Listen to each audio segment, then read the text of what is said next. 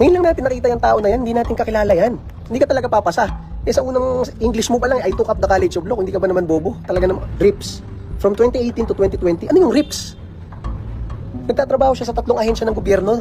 From 2018 to 2020, NBI, NSC, and RIPS. Ano yung RIPS? Saan yun under? Crazy. Crazy guy. Hindi ka parte ng grupo. Are, ano bang nasa isip mo? Hindi ka nga namin kilala, hindi ka kakilala ng mga taga-PSG, hindi ka kakilala ng mga taga-VP PSG, hindi ka kakilala ng mga taga-staff sa Davao, staff sa Manila. Crazy guy. Pare, pasensya na. Putang ina. Hi, Chairman Ronald Cardemo po ng Duterte Youth Party List. At ngayong araw, nakita natin tong kakaibang affidavit at storya nung nagpapakilalang security daw ni Ma'am, ni Vice President Sara Duterte, na naging bagman daw na ang pangalan ni Ramil, ano pangalan? Ramil Lagunoy Madriaga. Ramil Lagunoy Madriaga. Alam nyo, hindi ko alam kung matatawa ka o ma-high blood ka eh. Kasi kakaiba talaga yung mga sinasabi niya eh. Oh. So, ako po, bilang dating chairman ng National Youth Commission, bilang chairman ng Duterte Youth Party List, malapit po tayo sa Armed Forces of the Philippines. Dati po kasi tayo naging kadete ng PMA. Ayan. Diba? Yung pumalit po sa akin sa Duterte Youth Party List, ang ating Congressman-elect Berlin Lingwa. Ayan. Siya naman po nagkadete sa PNPA, Philippine National Police Academy.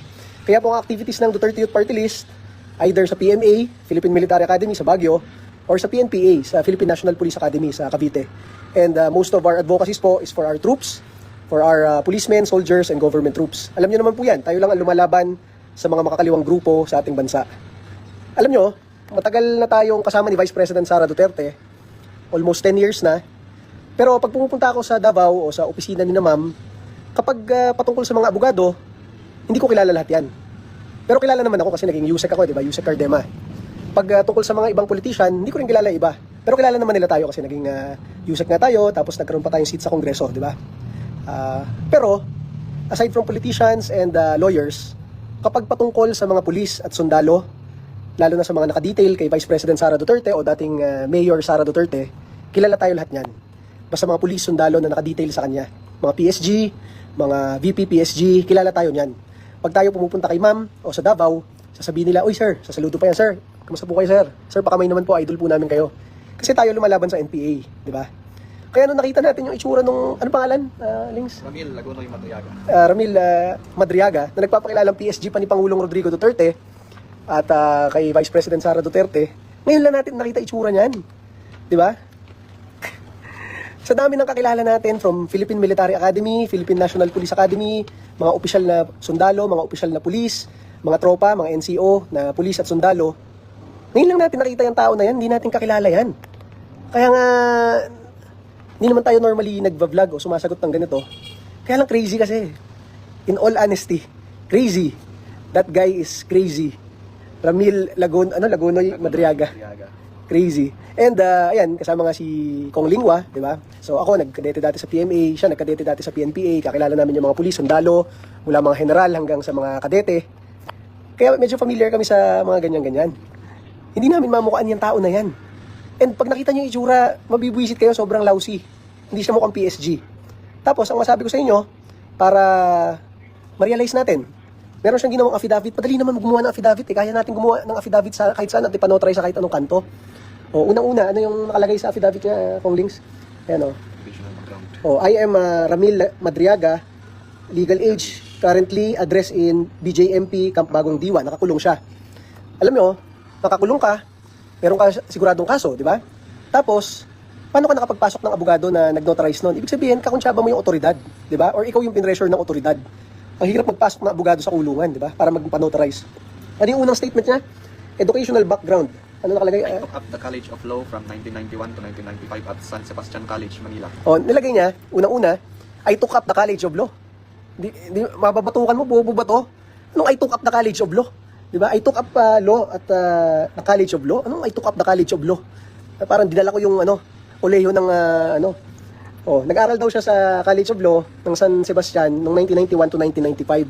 Ang gusto niya i-establish, schoolmate niya si Vice President Sara Duterte. Kaya sila magkakilala. Masabi ko po sa inyo, noong 1991 to 1995, grade school pa lang po si Vice President Sara Duterte, elementary student. O yun po ba? 1978 po pinanganak si ma'am. So, noong 1990, 12 years old lang po siya. Noong 1991, 13 years old lang po si Vice President Sara Duterte. Itong mama na to, pinagtatagpi-tagpi lang niya. Gusto niya i-establish na schoolmate niya si ma'am. O, ano nakalagay?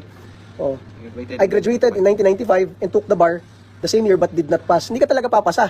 Eh sa unang English mo pa lang, I took up the College of Law. Hindi ka ba naman bobo? Talaga naman, ma-high blood ka dito sa tao eh. O, nilagay niya, government service. From 1993 to 2021, ibig sabihin, estudyante pa siya, I worked in the following government offices. Economic Intelligence and Investigation Bureau, 1993 to 1995. Ano yun?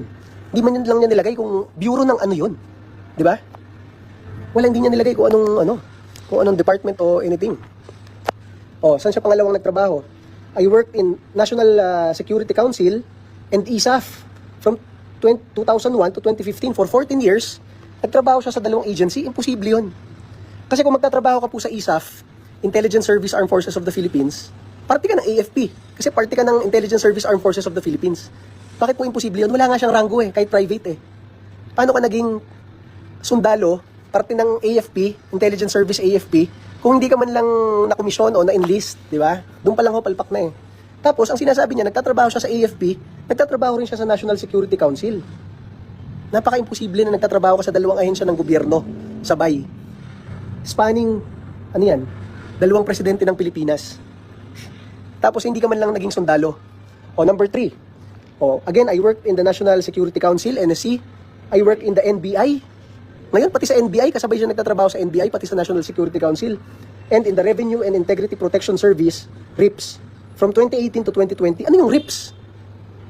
Nagtatrabaho siya sa tatlong ahensya ng gobyerno from 2018 to 2020, NBI, NSC, and RIPS. Ano yung RIPS? Saan yun under? Crazy guy. Oh, and number 4, I worked in the National Security Council, Presidential Security Group, PSG, and GHQ, General Headquarters, from 2018 to 2021. Eh sinabi niya, nung 2018 to 2020, nasa NBI rin siya. So, nung paano ka nagtatrabaho sa NBI, sa National Security Council, sa PSG, Presidential Security Group, at sa GHQ ng AFP, yung Camp Aguinaldo, sabay-sabay.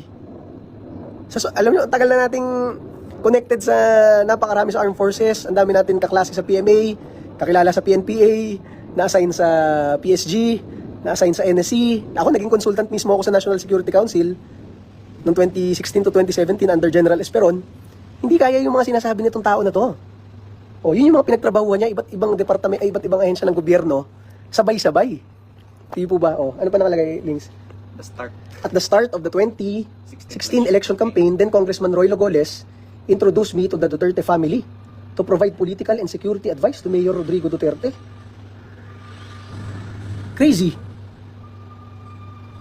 Hindi mo naman mako-contest kasi patay na yung congressman na yon. Oh, I was also assigned to form groups that would support Duterte's candidacy for president. Siya yung inassign doon para tumulong sa pagkapangulo ng Pangulong Duterte. Hindi ka man lang opisyal ng Armed Forces. Hindi ka man lang sarhento eh. Wala kang ranggo eh. Sino ka, di ba? Anong function mo? Ang dami mong binabanggit na ahensya na wala kang ranggo doon. Kakaiba eh. Crazy guy. When Duterte was elected president, he ordered me to serve as counterintelligence agent in the National Security Council. Pare, grabe naman yan. Sa dami ng general ng Armed Forces, under General Esperon, National Security Advisor, sa dami ng ahente ng NICA, National Intelligence Coordinating Agency, under General Monteagudo, galing PNP, sa dami ng tauhan ng gobyerno, ikaw ang, ano sabi niya pare? Ikaw ang pinili ni Pangulong Duterte para mag-counterintelligence agent para sa National Security Council. Crazy. Sige, next page nga pare. Kakaiba, no? Unbelievable. Oh. During that time, I was instructed to provide intelligence information for President Duterte's Oplan double barrel. So mula counterintelligence, ikaw na ngayon ang nagpo-provide sa Pangulo patungkol doon sa Oplan double barrel. Na-bypass mo pa si na Chief PNP ba to? Sino ka? Wala kang ranggo. Sa AFP o sa PNP, hindi ka man lang private, hindi ka man lang corporal, hindi ka man lang sarhento. Sino ka? Para ikaw ang taga-brief sa presidente ng Pilipinas.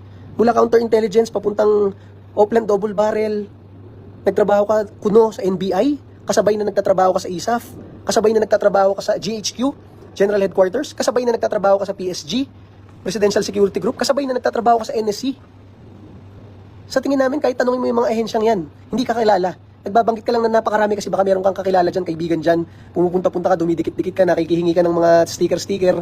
Yan ang style ng iba dyan. Crazy guy, crazy. Oh. Sometime in 2018, I was formally assigned by President Duterte to work for the PSG in Malacanang to teach tactical driving and strategic transport courses. Walang ya. Nag-outsource yung Malacanang sa dami ng sundalo at pulis na nag-training habang buong buhay nila sa AFP at PNP, pinadala sa United Nations at sa iba't ibang senaryo sa buong mundo. Ikaw ang pinili ni Pangulong Duterte para turuan yung PSG kung paano mag-combat driving balings. Tactical driving and strategic transport courses. Crazy. Nagsalita kanina si General Kabangbang, former PSG commander, and si General Nembra, former PSG commander. Hindi nila kilala tong tao na to. Paano mo talaga makikilala tong tao na to? He does not have a rank. Wala siyang rango kahit private. Paano ka naging parte ng PSG? Sometime in work with Mayor and Vice President Sara Duterte. I was also in 2018, it was also in 2018 that I was formally introduced by President Duterte to his daughter, Davao City Mayor Sara Duterte. I was likewise tasked to work for then Mayor Sara Duterte in intelligence gathering involving politics, law, and counterintelligence matters. Crazy claims. Pinakilala ka ng Pangulong Duterte sa anak niya kay Mayor Sara Duterte at hinire ka for intelligence gathering for politics. Sa dami ng political advisors na para kay Mayor Duterte at kay Mayor Sara Duterte at kay Pangulong Rodrigo Duterte na mga batikang politiko, ikaw ang pinag-a-advise nila for politics. Hindi ka nga naging politiko kahit kailan, kahit naging barangay captain. Yun ba, paano ka maniniwala na yung presidente ng Pilipinas, 30 years na politiko, at yung kanyang anak wala pang talo bilang politiko, nag-uusap na ito ang magbibigay ng advice para sa politika? To give counterintelligence involving politics, law. Hindi ka nga abogado. Di ba? And counterintelligence matters. Talo mo pa yung buong armed forces at buong PNP. Sometime in 2019, I was instructed by Mayor Sara Duterte to form a group to support her planned 2022 presidential candidacy. Noong 2019, naisip ni Vice President Sara Duterte na ibuo mo yung plano niya pang presidente noong 2022. Kasama namin si Mayor Sara Duterte. 2017, 2018, 2019, linggo-linggo na lang. Wala man lang binabanggit for 2022 elections. Si ma'am. Kasi ayaw naman talaga niyang tumakbong presidente. And ayaw niyang uutusan siya ng tatay niya patungkol sa politika. Tapos na sinasabi mo, ikaw ang pinag-a-arrange para sa 2022 presidential run niya. Saan ka humuhugot ng ganyang mga In 2020, following the instruction of Mayor Sara Duterte, I formed Inday Sara Duterte is my president, ISIP, together with her classmates at San Sebastian College of Law, where I also graduated in 1995. Kaya mo lang nilagay yung San Sebastian Law para paulit-ulit sabihin mo na schoolmate mo si ma'am. Walang weight yun. Kasi nga, nung nag-San Sebastian ka nga, elementary lang si ma'am. Inuulit-ulit mo lang. Ano mo yung schoolmate mo? Si ma'am. Diba? Tapos, imposible yung sinasabi mo, pinag-form ka ni ma'am ng grupo. Ikaw yung mga itsura, tinignan namin yung Facebook mo kanina, ikaw yung mga itsurang volunteer group lang, tapos nagpapapicture lang. Wala kang picture kasama si ma'am eh. Mabibilang lang eh. Yung kayo lang, isa lang. And yung nagpapicture kang isang yun yung araw na inauguration niya, na 1,000 tao yung nagpapicture sa kanya ng ganun. And yung iba mong picture kasama si ma'am, nung nag-iikot siya sa buong Pilipinas, nandun lang rin kami. Nakapaligid sa kanya, binabantayan si ma'am. Nakikigaganon lang ikaw. Hindi ka nga namin napansin, hindi ka namin kakilala. Kasi yung mga claims mo, hindi totoo. Hindi ka parte ng grupo, pare. Ano bang nasa isip mo? Hindi ka nga namin kilala, hindi ka kakilala ng mga taga-PSG, hindi ka kakilala ng mga taga-VP PSG, hindi ka kakilala ng mga taga-staff sa Davao, staff sa Manila. Crazy guy. Ano to mga allegation mo, pare? Hindi kami nagbablog ng ganito. Pero your claims are so outrageous na it needed us not to sleep early tonight just to speak out na sino ka, pare? Hindi ka namin kilala. Crazy.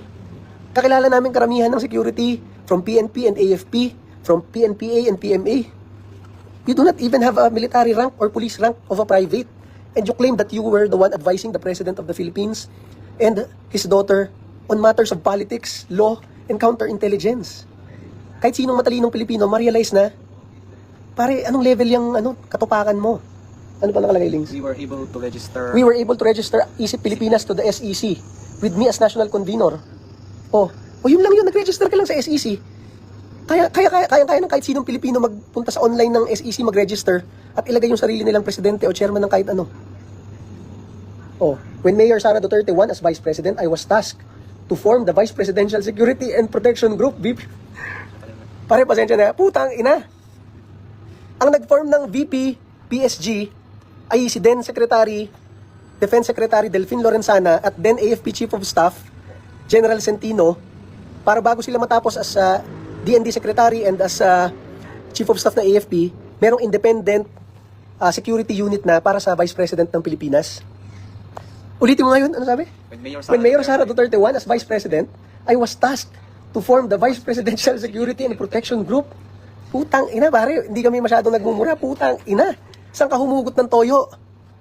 Sino nag-task sa'yo na wala kang ranggo, kahit patrolman, kahit korporal, kahit sarhento, kahit teniente, kahit colonel, pare, kahit nga general, hindi makakapag-form ng isang unit ng armed forces nang walang utos ang Department of National Defense. Pero nandyan si, ano pangalan ulit nito? Ramil ba? Madriaga? Ramil Madriaga, na I was tasked to form the Vice Presidential Security and Protection Group. Ikaw yung nag-form ng unit ng Armed Forces of the Philippines. Pare, kung colonel ako at general si Congressman Lingwa, hindi namin kaya mag-form ng isang unit ng Armed Forces nang hindi nag-uutos ang Department of National Defense. So kung kahit general ka, colonel kayo, hindi mo kaya nang walang utos ang departamento.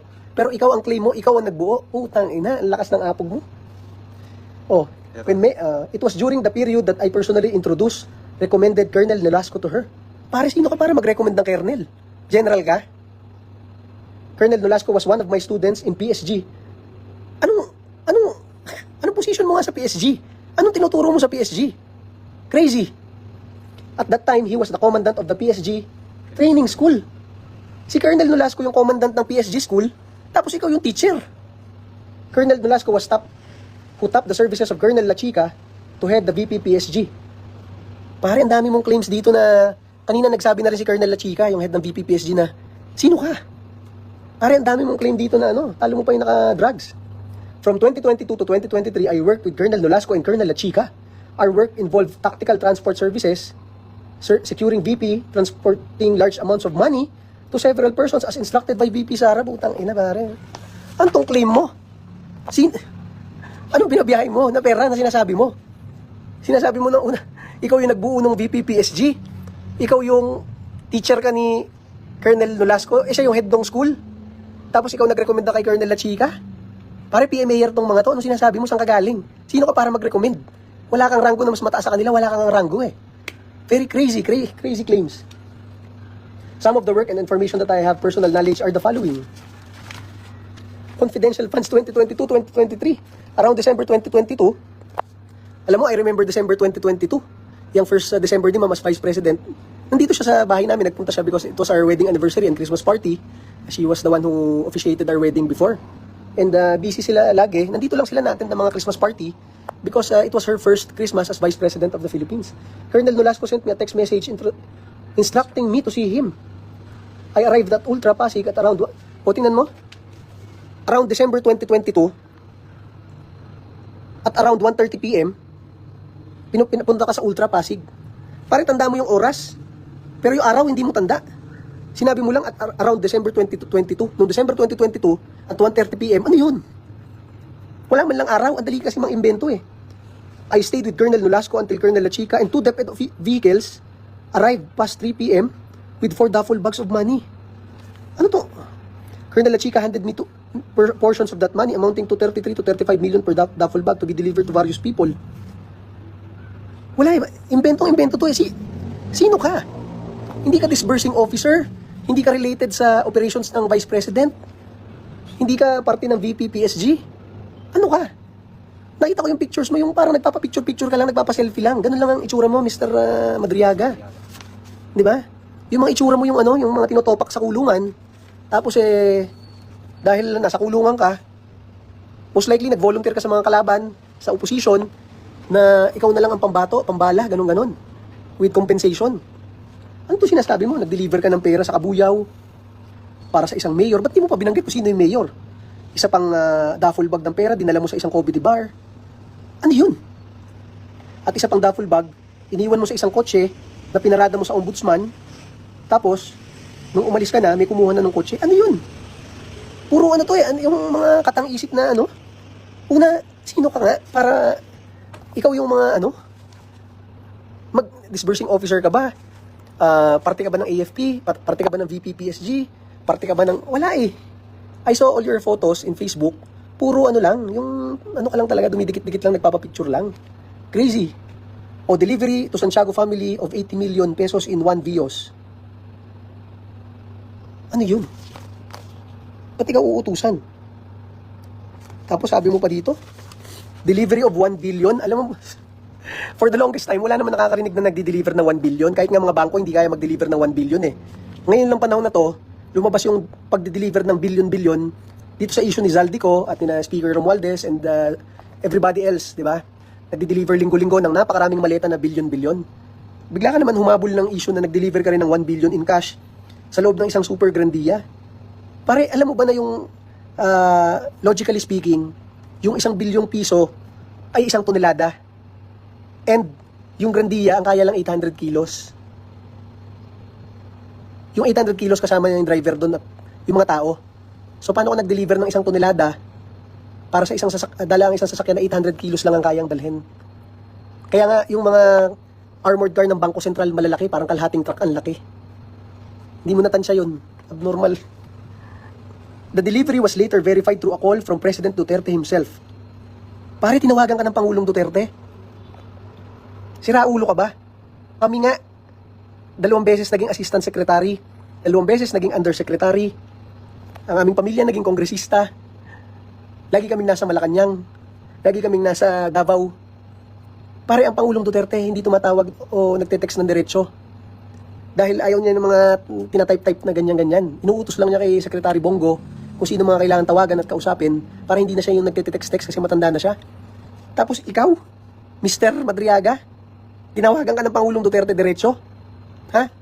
Kahit nga mga general, mga colonel, mga opisyal ng Armed Forces at PNP, hindi tinatawagan ng diretso, kahit mga kongresista eh.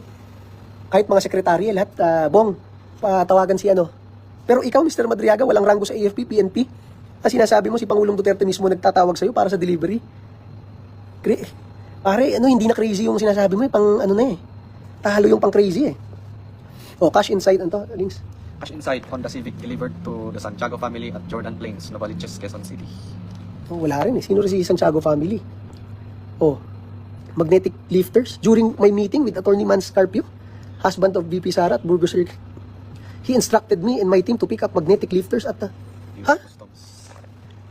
Alam niyo, sabihin ko sa inyo ng diretso, si Attorney Man Scarpio, husband of Vice President Sara Duterte, kahit nung ang asawa niya, Vice Mayor pa lang at Mayor pa lang, hindi sila nakikialam sa isa't isa. Kasi nasa private sector si Attorney Man, si Ninong Mans. Saying that, hindi sila nagsasanib ng staff. Kung sino yung staff ni Vice President o ni Mayor Sara Duterte o ni Vice Mayor Sara Duterte, hindi staff ni Attorney Mans yan. Hindi niya inuutusan yung mga staff ni Ma'am, hindi rin inuutusan ni Ma'am yung mga staff ni Attorney Mans para hindi mag-meddle yung private sector at government sector. That was and that is their attitude in their work. Para walang gulo, walang, alam niyo naman sa mag-asawa, di ba? It's complicated pag ganyan. And sa kanila, alam na nila yan nung Vice Mayor pa lang si Ma'am, nung naging Mayor, lalo na yung Vice President. Ang sinasabi mo, tauhan ka ni Ma'am, tapos ikaw yung inuutusan ni Ninong Mans, ni Attorney Mans, para sa ganyang bagay. Illegal na bagay pa. Crazy. Ano ba yun? Nakakita mo lang tong issue na to mula sa mga bumabanat-banat lang eh. The original plan, however, was aborted because one of President Duterte's men working as intel officer tipped us off. Ayun. Ano ba to? After several days, I learned that the magnetic lifters had been released through customs. Funding from POGO operators, the funding of ISIP Pilipinas National Campaign 2021-2022 along with other parallel groups came from POGO operators and drug dealers. Pare, ikaw lang yung nagtayo nung walang ISIP Pilipinas na yon. Hindi nga alam ni Ma'am yan. Ikaw yung mga gumigilid-gilid lang, nagpapapicture-picture lang ng ganyan. Tapos kung galing sa POGO yung pera mo, loko-loko ka. Tsaka galing pa sa drug dealer, kaloko. Dapat ka talaga makulong. But ano kaugnayan ni Ma'am dyan sa ganyan? During my frequent pickups of cash-filled bags at locations at the gate, Pampanga, Vertis. Malay namin, crazy guy. Crazy claims of a crazy guy na inililink pa kay Ma'am. Sorry. Oh. Reservation, I reserve the right to submit another affidavit on matters pertaining to VP Sara, Attorney Mans, Colonel Dennis Nolasco, Colonel La Chica, Ombudsman, Prosecutor Ryan Kilala, OVP spokesperson Reynold Monsayak, other persons who were involved in the distribution and delivery of money in related matters. Ramil Lagonoy Madriaga, November 29, 2025. Yun na yun. Pare kahit sinong topak, kaya mag-type ng 5 pages na ganyan, and ipakalat sa lahat na it is the truth. So, masabi ko po sa inyo, sa tagal na kilala po namin si Vice President Sara Duterte, hindi mo alam kung ma-high blood ka o matutopak ka o matatawa ka eh. Your claims are so outrageous. And kapag tinignan niyo yung itsura po nitong tao na to, Diyos ko, ang itsura nito, alam mo hindi PSG, alam mo hindi sundalo, alam mo hindi pulis. And he claims na nagtrabaho siya sa PSG, sa GHQ, sa VP-PSG na siya daw ang bumuo. Nagtrabaho pa sa NBI. And siya ang pinagkatiwalaan ng Pangulong Rodrigo Duterte, Vice President Sara Duterte, Atty. Man Scarpio, and everybody else. Pare, masabi ko sa iyo, sa dami-dami ng secretary, undersecretary, assistant secretary, mga general ng Armed Forces of the Philippines at PNP, mga opisyal galing Philippine Military Academy and Philippine National Police Academy, at mga tropa ng gobyerno, libo-libo, na naka-assign kay Vice President Sara Duterte at kay Pangulong Rodrigo Duterte. Sa dami nun, ikaw ang pinili para pagkatiwalaan on intelligence matters, about drugs, about pogo, about money, pamimigay ng bilyon, pagkuha ng patungkol sa drugs, pagplano sa politika. Crazy. Crazy. Diyos ko po, ba't nagkaroon ng ganito ka-topak na tao? So, yun lang po ang ating masabi. Hindi ito yung maayos na vlog about this. Hindi lang talaga kami makatulog dito sa mga claims nitong tao na to, napaka-abnormal. Di ba? So, sinasabi ko nga po sa inyo, tayo po matagal nang kasama ni VP Sara Duterte. Siya po nagkasal sa amin, ng aking asawa ni Congresswoman Cardema. Dati pa, kasama namin siya 2019 elections, 2016 elections, 2019 elections, 2022 elections, 2025 elections. Karamihan na nakapaligid sa kanyang security, from PNP to AFP. Kakilala natin, lalo na yung mga opisyal galing AFP, galing PMA at PNPA.